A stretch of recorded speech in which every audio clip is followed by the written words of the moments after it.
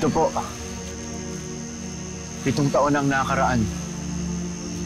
Dito ko unang nakita ang mga mulawin.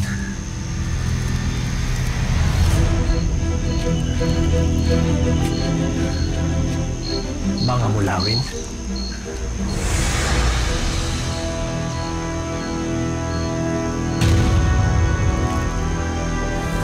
Mga mulawin sila. Mukha kasi silang mababait. Sabi daw po kasi nila, yung mga Ravenna daw, masama. At nakakatakot ang anyo. Huwag kang nagpapaniwala sa mga sabi-sabi. Bakit po? Hindi po ba totoo yun? Hindi lahat ng akala mo'y mabuti ay walang taglay na kamalian. At hindi lahat ng kaaway ay nasa panig ng kasamaan. Kanya-kanyang paniniwala. Kanya-kanyang mga kinakampihan.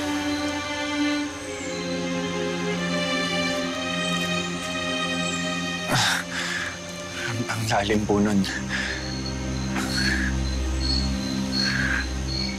Pero naiintindihan ko po.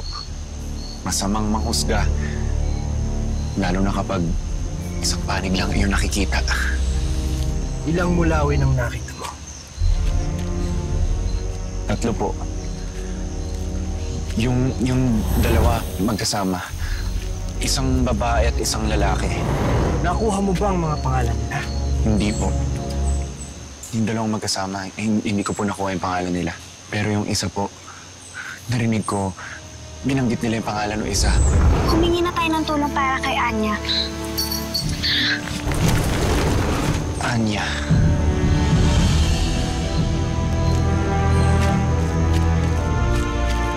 Sila nawala sa paningin ko. Nasaan na sila? Tulungan mo na lang ako hanapin sila, Aramis. Baka ano pang matuklasan ni Gabriel kay Almiro. Baka ano pang gawin sa kanya. Mas mabilis natin sila mahan pag naghiwalay tayo. Doon ako. Mag-ingat ka,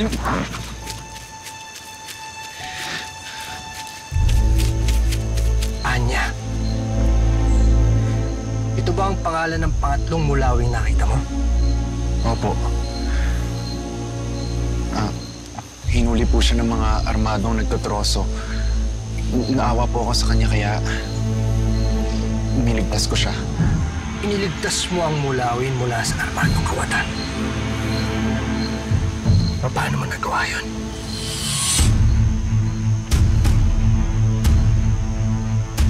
Iwan niyo ako! Pag di siya pinakawalan, lalabanan ko kayo! Papaluin mo kami ng patpat mo! Hindi ako nagbibiro! Iwan niyo ako! Ano ba? Kababi ka nga dyan. Baka matiris kita. Ayaw niyong makinig, ha?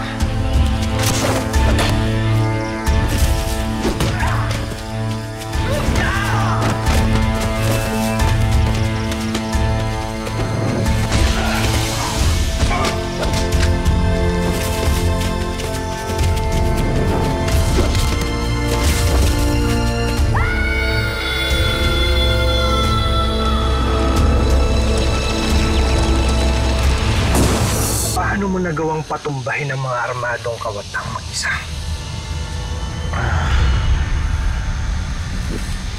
Kahit nga po ako nagulat sa sarili kong kakayahan eh. Hindi ko po akalaing magagamit kong armas ang isang kahoy na plauta.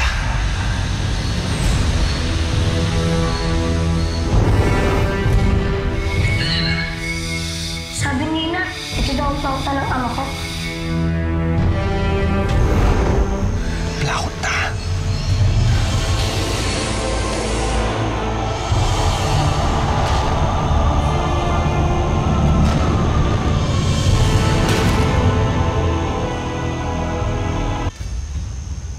Nasaan ang plautang sinasabi mo?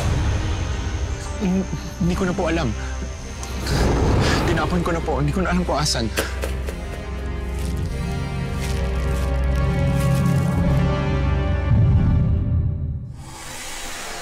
Ito ang plauta ni Almiro. Nagmula ito sa kanyang amang si Agilus.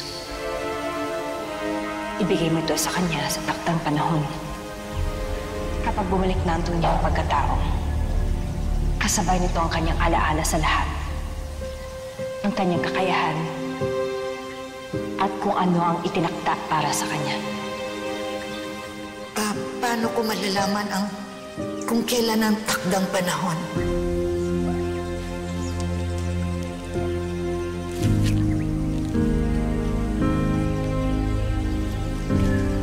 Sa'yo ko ipuubayang pa siya. Sakaling mawala ako, ikaw lang ang makakapagsabi kung kailan handa si Elmiro at kung ano ang tinatawag ng pagkakataon.